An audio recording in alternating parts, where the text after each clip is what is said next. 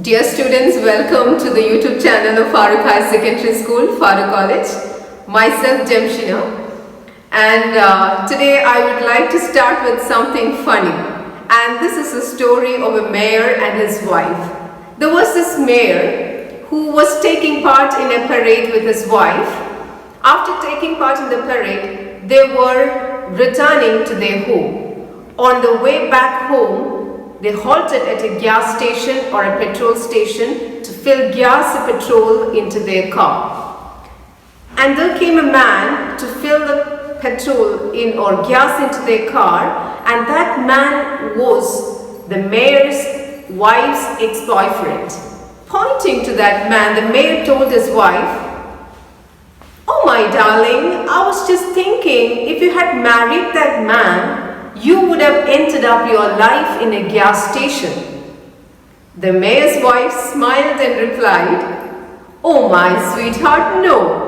If I had married that man, he would have become the mayor of the city." And I hope you got the point.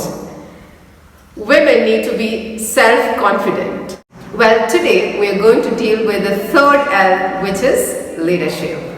Leadership is the skill of leading, skill of administering, managing, controlling a team, and it also includes the skill of making decisions.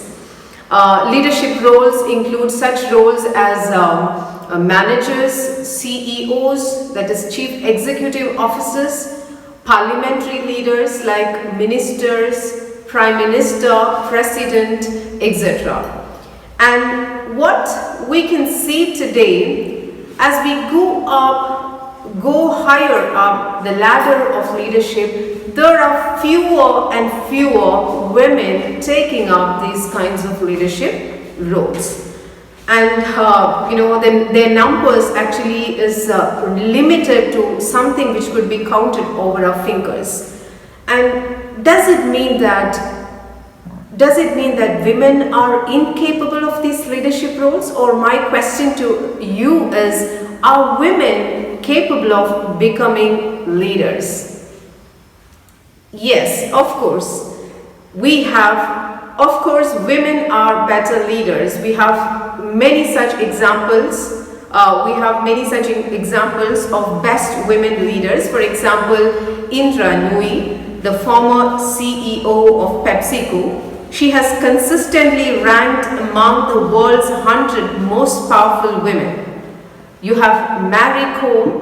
She is an Indian Olympic boxer and incumbent member of Parliament Rajya Sabha. She is the only woman to become World Amateur Boxing Championship for a record 6 times. And there are a lot more to add on to her achievement. And because of this, she is even nicknamed as Magnificent Mary. And of course, Malala Yousafzai, a Pakistani activist for girl education and the youngest to receive Nobel Prize. There was this time when Taliban had banned girls from attending school. She as a leader at a young age strongly resisted and advocated female education, which grew into an international movement. The Pakistan's former Prime Minister called her the most prominent citizen of the country. And very recently, in the wake of COVID pandemic, I came across a very interesting and inspiring story of a bunch of women leaders who control the situation of COVID-19 very effectively. And I would like to share that with you. Let's see through that. It is an article titled, "When Women Lead, the Virus Loses." Can you see a familiar face? Yes, Kerala's Health Minister, K.K. Shailaja. Along with her, there are many more faces, all women. And you can find New Zealand's Prime Minister, Jacinda Ardern, Taiwan's Prime President, Tsai Ing-wen, Finland's Prime Minister, Sanna Marin, Norway's Prime Minister, Erna Solberg, Iceland's Prime Minister, Catherine, Germany's Chancellor, Angela Merkel. And it poses the question, And this article poses the question, are women better leaders than men when it comes to solving a complex situation like a pandemic? And Christine Lagarde in this speech says women are better leaders than men. If women could manage a home so effectively and efficiently, she is better able to manage a country. And she says women make better decisions, and they make decisions based on consensus building, compassion, inclusion, and long-term sustainability. So all in all, women make decisions based on consensus building, compassion, inclusion, and long-term sustainability. What do you mean by this? A woman looks at a problem from different angles and different perspective. She takes into consideration the concerns and opinions of the team she works with. For example, if you take a home, when women make a decision, she considers the feelings and opinions of other members in the family, her husband, her father, her grandparents, her in-laws, etc. And she'd come up with a better decision considering all these things. And she's very compassionate.